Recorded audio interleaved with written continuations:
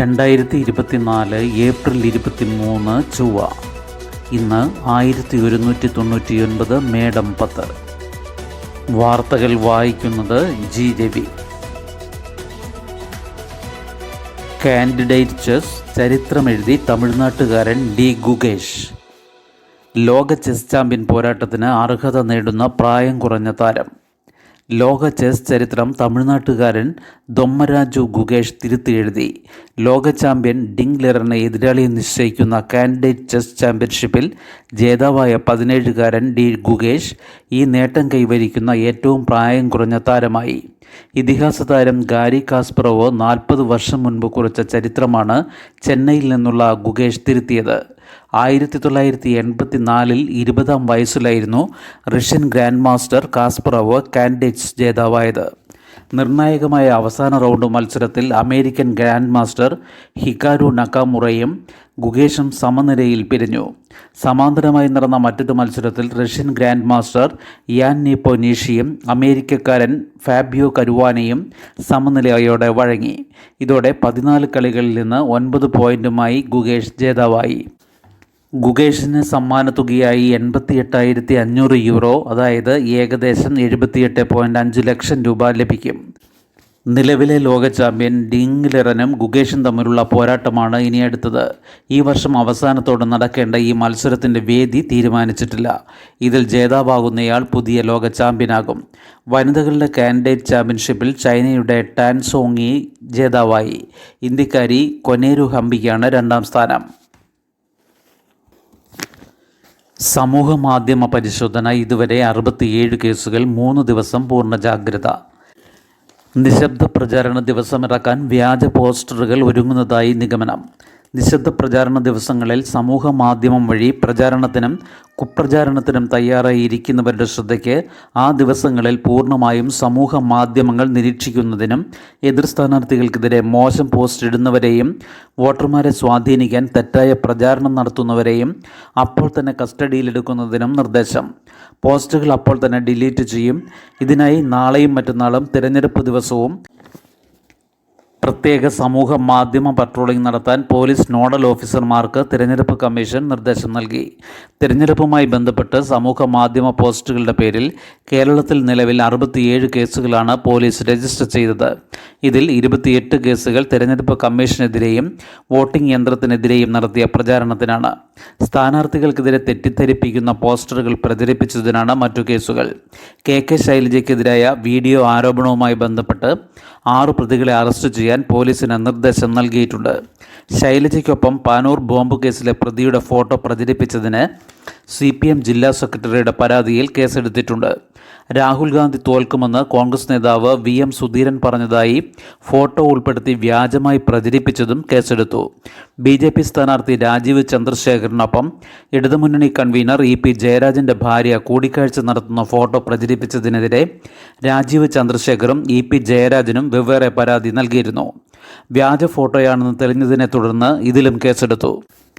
സ്ഥാനാർത്ഥികളെ അപകീർത്തിപ്പെടുത്തുന്നതിന് പല തന്ത്രങ്ങളും അണിയറയിൽ ഒരുങ്ങുന്നുവെന്നും അത് തിരഞ്ഞെടുപ്പ് പ്രചാരണത്തിൻ്റെ അവസാന ദിനങ്ങളിൽ സമൂഹ മാധ്യമങ്ങൾ വഴി വലിയ തോതിൽ പ്രചരിപ്പിക്കുന്നുവെന്നും പോലീസ് ഇൻ്റലിജൻസ് റിപ്പോർട്ട് വന്നിട്ടുമുണ്ട്.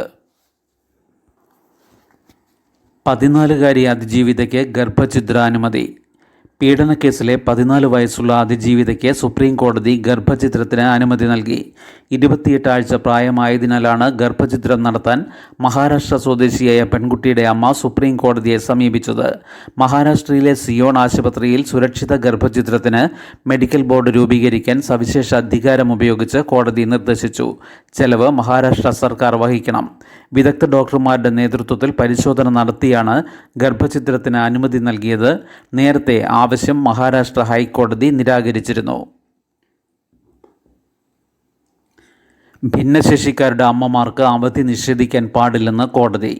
ഭിന്നശേഷിക്കാരായ കുട്ടികളുടെ അമ്മമാർക്ക് ശിശുപരിചരണ അവധി നിഷേധിക്കുന്നത് ഭരണഘടനാ ലംഘനമാണെന്ന് സുപ്രീം കോടതി അഭിപ്രായപ്പെട്ടു. അവധിയില്ലാതെ വരുന്നത് അവർ തൊഴിലുപേക്ഷിച്ചു പോകാൻ കാരണമാകുമെന്ന് ചീഫ് ജസ്റ്റിസ് DY ചന്ദ്രചൂഡ് അധ്യക്ഷനായ ബെഞ്ച് വ്യക്തമാക്കി. അനുവദനീയ അവധിക്ക് ശേഷം ഭിന്നശേഷിക്കാരനായ മകനു വേണ്ടി പരിചരണാവധിക്ക് അപേക്ഷിച്ച ഹിമാചൽ പ്രദേശിലെ കോളേജ് അധ്യാപിക നൽകിയ ഹർജിയിലാണ് കോടതി നിർദ്ദേശം. ഭിന്നശേഷിക്കാരുടെ അവകാശ നിയമങ്ങൾക്ക് അനുസൃതമല്ലാത്ത അവധി മാനദണ്ഡമാണ് ഉള്ളതെങ്കിൽ അതിൽ ഭേദഗതി വരുത്തണമെന്നും ഇതിനായി സമിതിയെ നിയോഗിക്കണമെന്നും കോടതി ഹിമാചൽ സർക്കാരിനോട് നിർദ്ദേശിച്ചു. ജൂലൈ 31-നകം റിപ്പോർട്ട് തയ്യാറാക്കാനാണ് നിർദ്ദേശം. കേജ്രിവാളിന് ഇൻസുലിൻ നൽകണോ എന്ന് പരിശോധിക്കാൻ മെഡിക്കൽ സംഘത്തെ നിയോഗിച്ച് കോടതി. തിഹാർ ജയിലിൽ കഴിയുന്ന ഡൽഹി മുഖ്യമന്ത്രി അരവിന്ദ് കേജ്രിവാളിന് ഇൻസുലിൻ ആവശ്യമാണോ എന്ന് വിലയിരുത്താൻ മെഡിക്കൽ സംഘത്തെ രൂപീകരിക്കാൻ ഡൽഹി റൌസ് അവന്യൂവിലെ പ്രത്യേക കോടതി എയിംസിന് നിർദ്ദേശം നൽകി. ഡോക്ടർമാർ നിർദ്ദേശിച്ച ഭക്ഷണക്രമത്തിന് വിരുദ്ധമായി വീട്ടിൽ നിന്ന് മാമ്പഴം ഉൾപ്പെടെ എത്തിച്ച് കഴിച്ചതിൽ കോടതി അമർഷം രേഖപ്പെടുത്തി.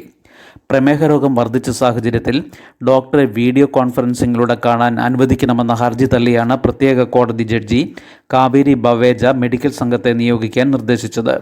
ജയിൽ അധികൃതർ തനിക്ക് ഇൻസുലിൻ അനുവദിക്കുന്നില്ലെന്ന കേജ്രിവാളിൻ്റെ വാദങ്ങളും കോടതി തള്ളി. കേജ്രിവാളിന് ആവശ്യമായ എല്ലാ വൈദ്യസഹായവും ജയിലിൽ ലഭ്യമാക്കണമെന്ന് കോടതി നിർദ്ദേശിച്ചു. മെഡിക്കൽ സംഘം നിർദ്ദേശിക്കുന്ന ഭക്ഷണം മാത്രമേ കഴിക്കാൻ പാടുള്ളൂവെന്നും കോടതി നിർദ്ദേശിച്ചു. തിരഞ്ഞെടുപ്പ് കമ്മീഷൻ വായ് മൂടപ്പെട്ട നിലയിൽ. പരാതി കിട്ടിയോ എന്ന് പോലും വ്യക്തമാക്കാൻ കഴിയാത്ത അവസ്ഥ. പ്രസംഗങ്ങളിലൂടെ വീണ്ടും പ്രധാനമന്ത്രി നരേന്ദ്രമോദി കേന്ദ്ര തിരഞ്ഞെടുപ്പ് കമ്മീഷനെ പ്രതിസന്ധിയിലാക്കുന്നു. മുസ്ലിങ്ങളെയും കോൺഗ്രസിനെയും അധിക്ഷേപിച്ചുള്ള പരാമർശങ്ങളുടെ പേരിൽ പ്രധാനമന്ത്രിക്കെതിരെ നടപടിയുണ്ടോ ഇല്ലയോ എന്നല്ല, പരാതി ലഭിച്ചിട്ടുണ്ടോ എന്ന് പോലും വ്യക്തമാക്കാൻ കമ്മീഷന് സാധിക്കുന്നില്ല. 2019 ലോക്സഭാ തിരഞ്ഞെടുപ്പ് കാലത്ത് പ്രധാനമന്ത്രിക്കും അമിത്ഷായ്ക്കുമെതിരെയുള്ള പരാതികളിൽ നടപടിയെടുക്കാത്തതിന് സുപ്രീം കോടതിയിൽ ഹർജിയെത്തി. തുടർന്ന് പരാതികൾ കമ്മീഷൻ തീർപ്പാക്കി. പ്രധാനമന്ത്രിക്കും അമിത്ഷായ്ക്കും ക്ലീൻ ചിറ്റ് നൽകിക്കൊണ്ട്.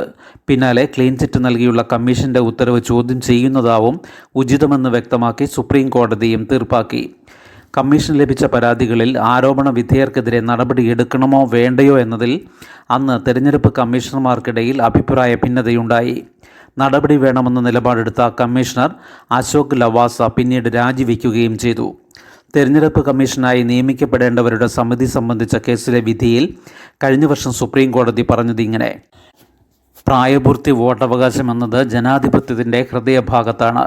വോട്ടവകാശം വിനിയോഗിക്കുന്നതിന് മേൽനോട്ടം വഹിക്കുന്ന കമ്മീഷൻ പക്ഷപാതപരമായി പെരുമാറുകയും അധികാര കേന്ദ്രങ്ങൾക്ക് വഴങ്ങുകയും ചെയ്യുന്നത് അധികാരം നേടുന്നതിനും നിലനിർത്തുന്നതിനും വഴി തുറന്നുകൊടുക്കുന്ന നടപടിയാണ്.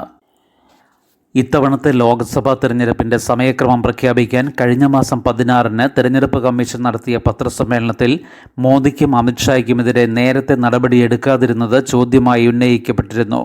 പെരുമാറ്റച്ചട്ട ലംഘനം പ്രമുഖ രാഷ്ട്രീയക്കാരുൾപ്പെടെ ആരു നടത്തിയാലും നടപടി ഉണ്ടാകുമെന്നായിരുന്നു മുഖ്യ കമ്മീഷണർ രാജീവ് കുമാറിൻ്റെ മറുപടി.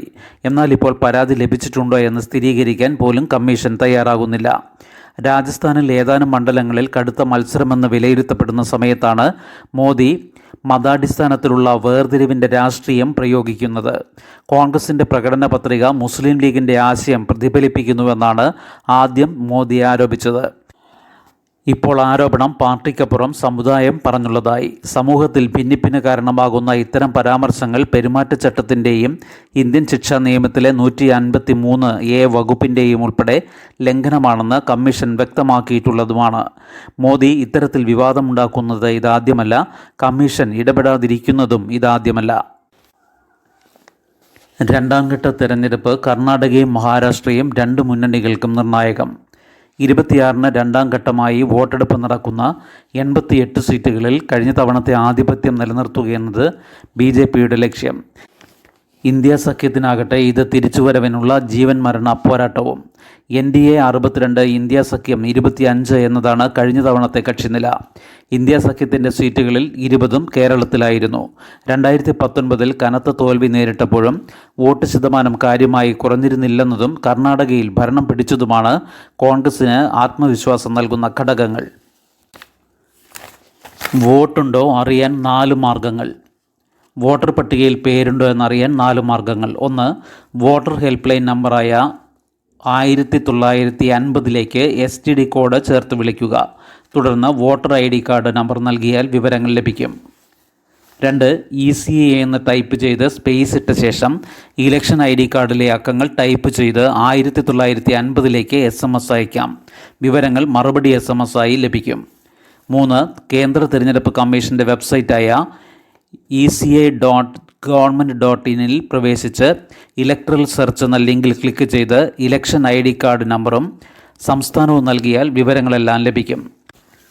4. Voter help line app play സ്റ്റോറിൽ നിന്ന് ഡൗൺലോഡ് ചെയ്ത് ഇൻസ്റ്റാൾ ചെയ്ത് വോട്ടർ ID കാർഡ് നമ്പർ നൽകി പരിശോധിക്കുക.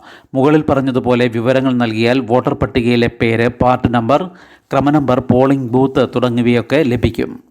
ശുഭദിനം. നന്ദി.